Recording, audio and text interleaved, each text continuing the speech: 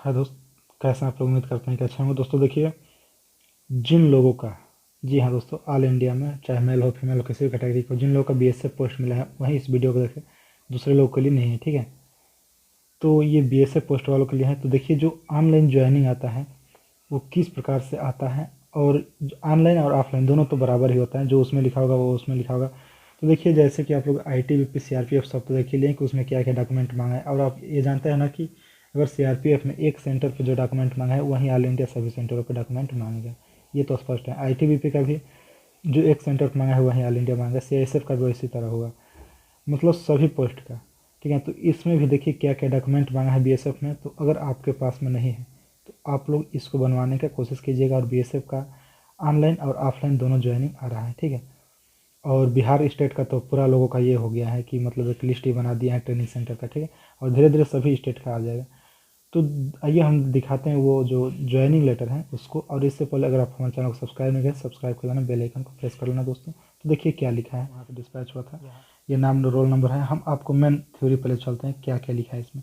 मुझे आपको सूचित करने के निर्देश हुआ है कर्मचारी चयन आयोग द्वारा केंद्रीय सशस्त्र बल यानी बीएसएफ पुलिस परीक्षा 2018 में संपन्न परीक्षा एवं योग्यता की जांच में फिट पाए जाने पर बल मुख्यालय सीमा सुरक्षा बल निर्देशानुसार सीमा सुरक्षा बल में आरक्षक समान ड्यूटी के पद के लिए आपके द्वारा अर्हता प्राप्त करने चयनित होने पर मध्य प्रदेश राज्य में से आपको इतना ये दिया है, ग्रेड पे 2000 रुपये दिया है, रिवाइज स्केलर 7th पे के अनुसार 21,700 पर अस्थायी रूप से चुना गया है। सीमा सुरक्षा बल में आरक्षक सामान्य ड्यूटी के रूप में अपने नियुक्ति का प्रस्ताव स्वीकार होने पर औपचारिक नियुक्ति हेतु यहाँ पे मतलब इस पते पर आपको रिपोर्ट कर जाना है, ठीक है।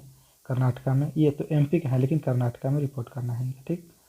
अब देखिए आगे क्या लिखा है। नियुक्ति एवं शर्तें, आप समय समय पर यथा संशोधित सीमा सुरक्षा बल अधिनियम 1968 तथा सीमा बल, यह पढ़ लीजिएगा क्या क्या यहाँ पे है, ठीक है। अब अगर ज़्यादा पढ़ेंगे आप स्काइप करके मतलब रोक के कर पढ़ लीजिएगा पुश करके, अगर ज़्यादा पढ़ेंगे तो फिर ज़्यादा लंबा समय हो जाएगा।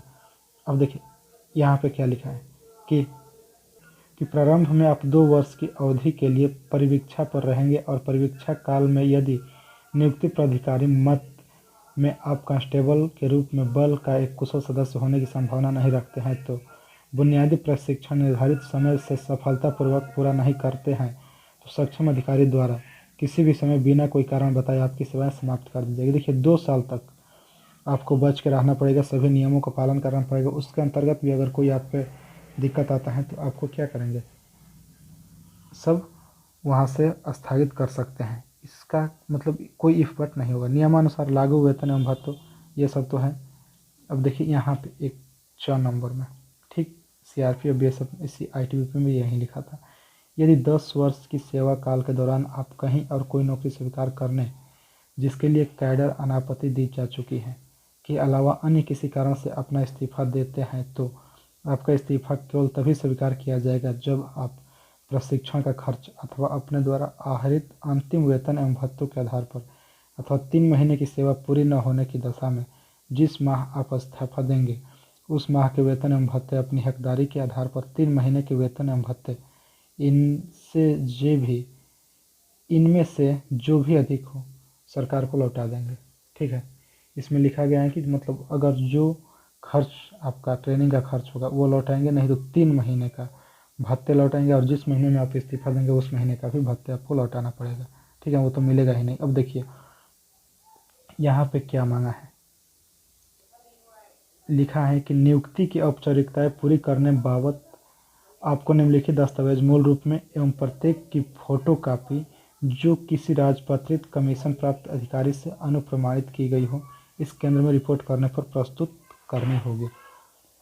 देखिए आपके समस्त मूल शैक्षिक दस्तावेज एवं अन्य तकनीकी योग्यता प्रमाण पत्र, ठीक, यानी कि 10वीं क्लास के, इंटर बीए जो भी हो, और 10वीं क्लास का ले जाना अनिवार्य है। आयु प्रमाण पत्र के लिए 10वीं क्लास के लिए।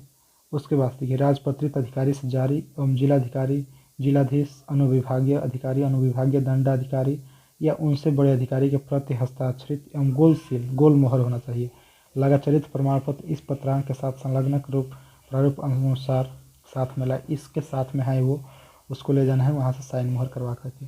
अगर आप कास्ट सर्टिफिकेट ले जाना है, अगर आप अनुसूचित पिछड़ा वर्ग से या किसी से भी हो, मतलब कि जो भी छूट लिए हैं वो ले जाना है। निवास प्रमाण पत्र तहसीलदार या उससे उच्च अधिकारी से जारी या प्रति हस्ताक्षरित होना चाहिए। जो निवास आप जमा किए वहीं ले जाना है। केवल एक कहाँ का, तेलंगाना और आंध्र प्रदेश का CSF वाला नहीं मांग रहे हैं बस। आपके वर्तमान 5 फोटो चाहिए, ठीक है। अब देखिए यहाँ पे लिखा है, यदि आप वर्तमान में सरकारी अर्ध सरकारी सेवा में हैं तो वर्तमान विभाग से निर्धारित प्रारूप में सेवा मुक्ति का प्रमाण पत्र चाहिए। तो ये तो आपके पास में है नहीं। ATM चाहिए और 2 महीने का साथ में खर्च, जेब खर्च यहाँ पे लिख चुका है। यदि आपके खिलाफ कभी भी कोई मुकदमा दर्ज हुआ तो उसके संदर्भ में न्यायालय से पारित आदेश का छायाप्रति अगर कोई मुकदमा हुआ है तो ले जाना है, नहीं तो इसको छोड़ देना है। वेतन एवं भत्तों के निर्गम के लिए अपने नाम का भारतीय स्टेट बैंक ऑफ इंडिया में खाता खुलवाकर पासबुक, ATM एवं पैन कार्ड साथ लाए, ठीक है। इसको भी ले जाना है, सब ओरिजिनल कापी ले जाना है, ठीक है। और उसके बाद से अगर बात करें तो इधर में तो कुछ है नहीं। आगे में अगर बात करें तो देखिए अब आपका ये क्या लिखा है कि यदि आप दिनांक 1 अप्रैल 2021 पूर्वाह्न मतलब दोपहर तक दिए गए पते पर ज्वाइन नहीं करते हैं तो यह नियुक्ति प्रस्ताव निरस्त समझा जाएगा, ठीक है। अगर आप उस समय तक ज्वाइन नहीं करते हैं तो निरस्त समझा जाएगा। आपका चिकित्सा परीक्षण प्रशिक्षण केंद्र में पहुंचने के उपरांत आपका चिकित्सा परीक्षण होगा, ठीक है। अब देखिए इसमें क्या लिखा है कि पैरा नंबर 14 के तहत किया जाएगा एवं उक्त परीक्षण में सफल घोषित होने के उपरांत ही आपकी नियुक्ति की जाएगी। जब मेडिकल हो जाएगा, आप अगर फिट हो जाएंगे तभी आपको अंदर लिया जाएगा।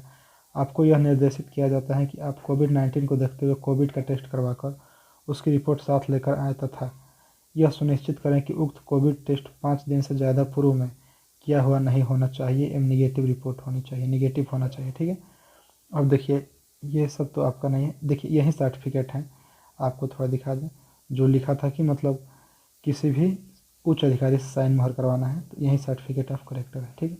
और ये गोल सील है। तो इसी प्रकार का ज्वाइनिंग लेटर आता है दोस्तों BSF का। तो फिर मिलेंगे आगे की वीडियो में, तब तक के लिए जय हिंद दोस्त।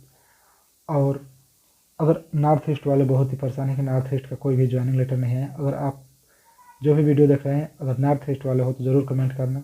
ऐसे ये तो केवल BSF फॉलो के लिए हैं, तो ज़रूर आप लोग किस स्टेट से हैं कमेंट तो ज़रूर करना कि आपके स्टेट में आ रहा है कि नहीं आ रहा है। अगर बात करें तो देखिए अब आपका ये क्या लिखा है कि यदि आप दिनांक 1 अप्रैल 2021 पूर्वाह्न मतलब दोपहर तक दिए गए पते पर ज्वाइन नहीं करते हैं तो यह नियुक्ति प्रस्ताव निरस्त समझा जाएगा, ठीक है।